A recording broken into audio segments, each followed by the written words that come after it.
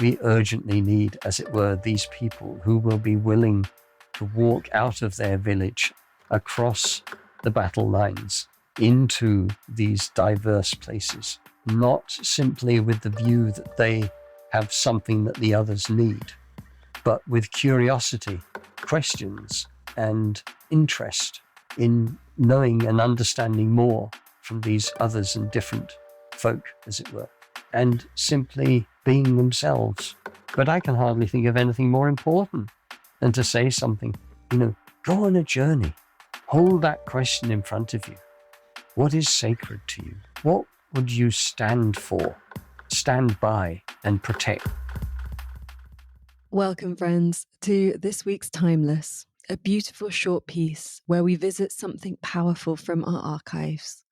If you haven't yet joined us, we have The Rhythm, where we meet to meditate together twice a week, just for half an hour from wherever you are in the world. You can drop in or join the membership. It would be wonderful to share this live space with you. You can find the link in the show notes.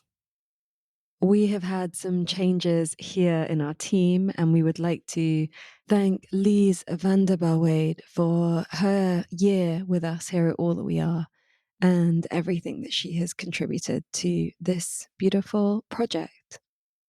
And we would like to welcome Juhi Kasliwal, who is now joining our team as our writer and visual creative.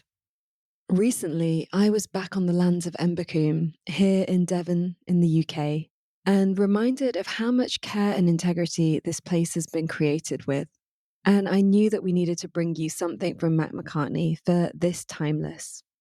When you are at Embercombe, you can feel the footsteps of all that have walked there before, the magic and power in the stone circle, with the circle of oaks around it planted by the jay. There is mystery in the night sky. The woods are alive with mycelium, and food is shared with such love.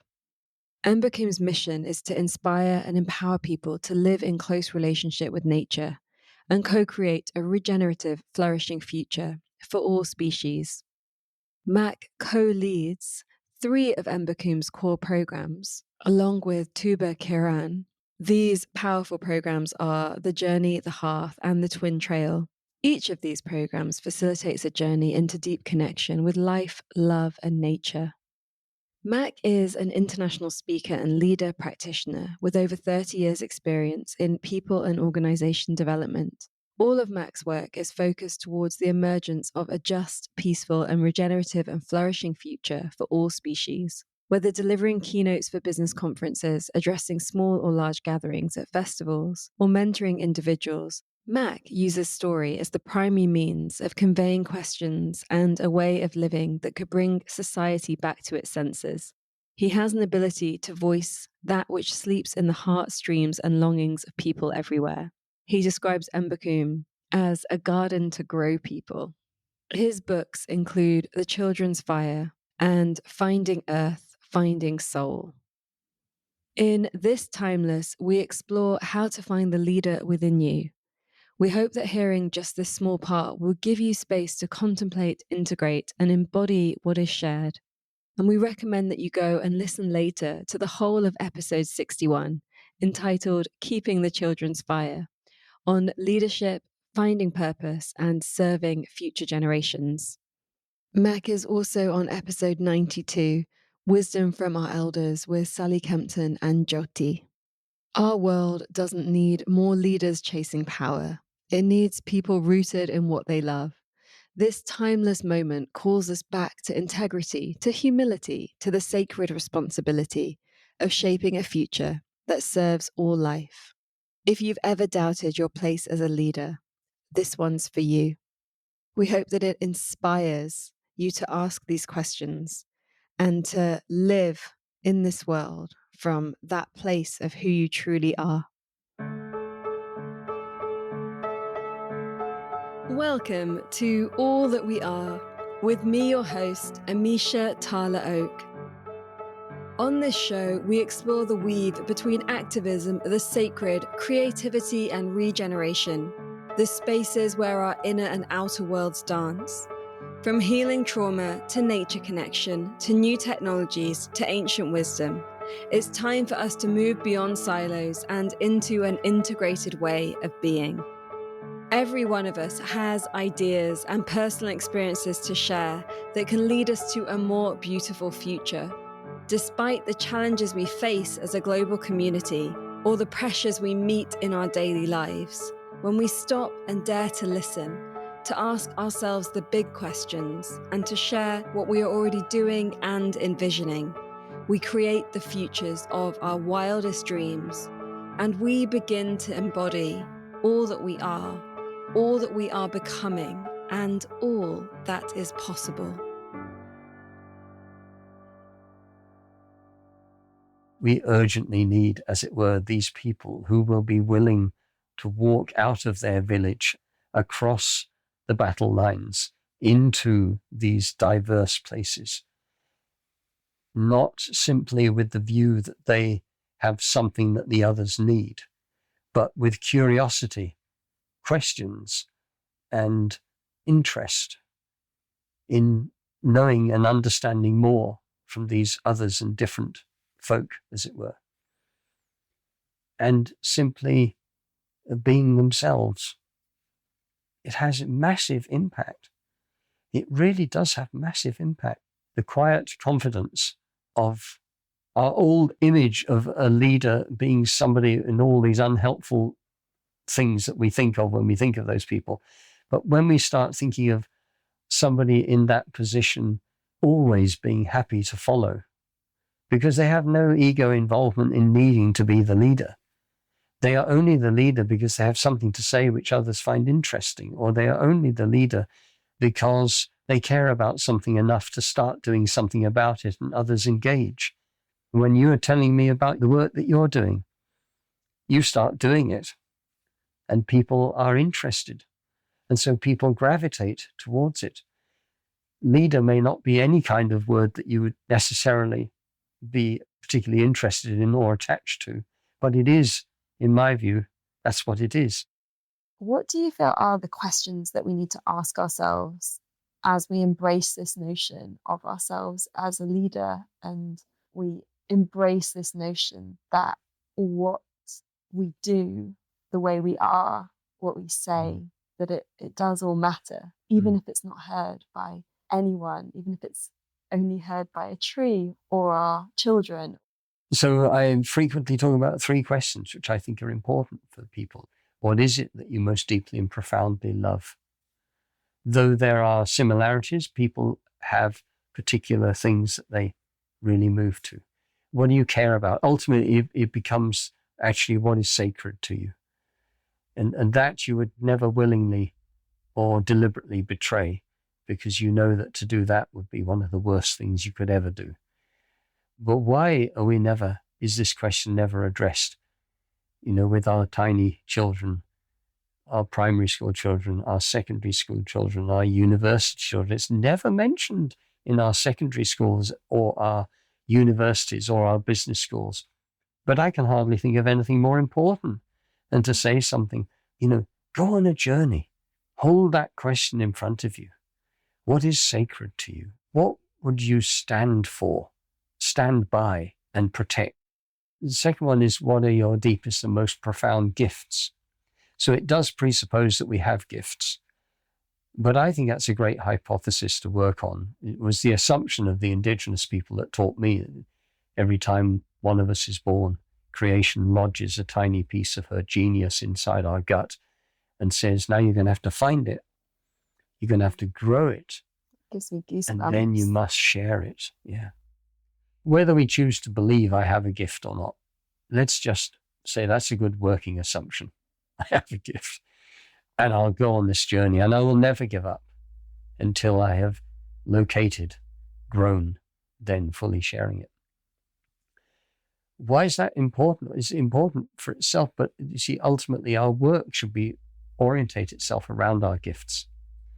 And experience and various other qualities and education and everything are really helpful, but they are not the core of it. So it's the gift. So when our work becomes centered around our gifts, we shine. And we cannot help but be successful.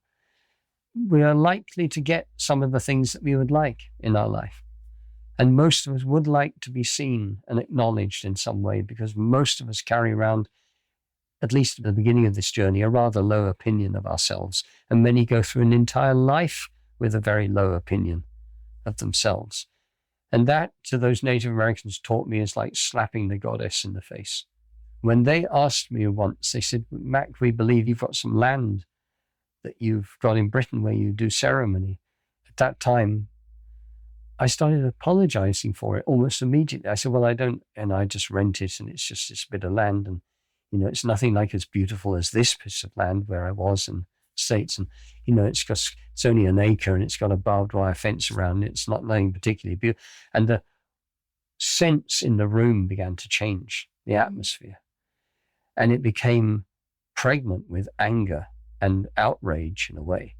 And until one of them finally just exploded at me and saying, how dare you disrespect Mother Earth like you are? She chose to give you. She said, personally, I never would have done. She chose to give you this, a little piece of her beauty, as it were, for you to do something with, and all you can do is apologize and moan about it not being very special and all the rest of it. And they wouldn't speak to me for a week. And I was commanded that I was going to, and they really put me through something. I was crying, weeping most of that week. But they said to their mind, that was one of the worst things that you could ever do. He said, to see you stand proudly there and describe this little jewel that you have been given, and for us to feel confident that you were going to truly care for her and do something beautiful there. It would have been so impressive, but no, you didn't do that, did you? So gifts. And gifts are not revealed always that easily. So I did not find my gifts and fully acknowledge them until I was 50 plus. That's me. I'm a slow learner. There are many people who find them much sooner than me, but that was my case. Doesn't matter when. It only matters that having done so that you engage and employ in. And the third one, what are your deepest and most profound responsibilities? And that can be sobering as you begin to consider them. Actually, it's really just about helping us become adult and grow up and realize that there are things to be done. But ultimately, it is not a burdensome. It is the joyfulness of being alive, knowing we have some time, but not knowing how much, making the decision that during that time we will live as courageously and gracefully as we can, and generously. And we'll no doubt love that life and do something useful at the same time. And often what I find is that the gifts and the responsibilities are very linked, and the responsibilities almost provide the structure in which to share our gifts. I like you using that word, Amisha, actually, because I think its structure is a word that I would associate somehow closely with responsibility. Yes, I think they do. They help us make a framework around which we then place our intelligence and our effort and our activity. With the journey, how do we honor the twin trail? The first piece, of course, is to recognize that the twin trail, the inner path of our own self-becoming, healing, growing, developing, outer path of having effect in the world. The first is I think, acceptance that we cannot say, I will go and sort myself out internally, and then fully realized I will bring myself to the world, the outside world. I don't think we can do that, because in my lifetime, I have met some people who I've been told are fully realized beings. And I'm respectfully happy to meet them in that way.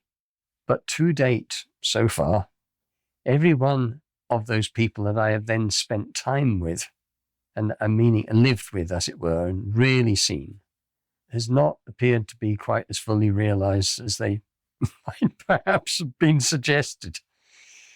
So I tend to think, well, such people may exist, but I suspect they're rather rare. So it seems worth saying that phrase, I will always be work in progress, and so will 99.9% of the people that I will ever meet and engage with. So I can't wait.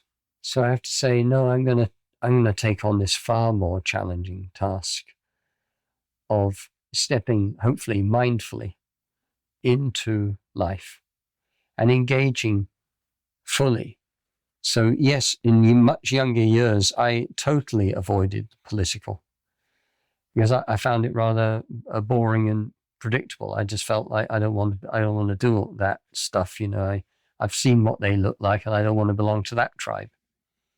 But I'm no longer in that position because the political is massively important. The twin trail, I feel, the more we dig into it, we really begin to see what it means to walk and live in this world as a fully engaged person, saying, I have needs, things that will enable me to really enjoy this life, that have to do maybe with intimate relationships with family, children, whatever. They don't have to be these things, but let's say that we are made differently. I am far better living if I have the chance to live close with nature, but I do not wish to be somebody that hides in nature. And nature is in our cities and in every human being as much as it is in the wilds of Antarctica, as it were. The twin trail just says, walk fully and experience it all. And firstly, in terms of leadership, be your own self-leader.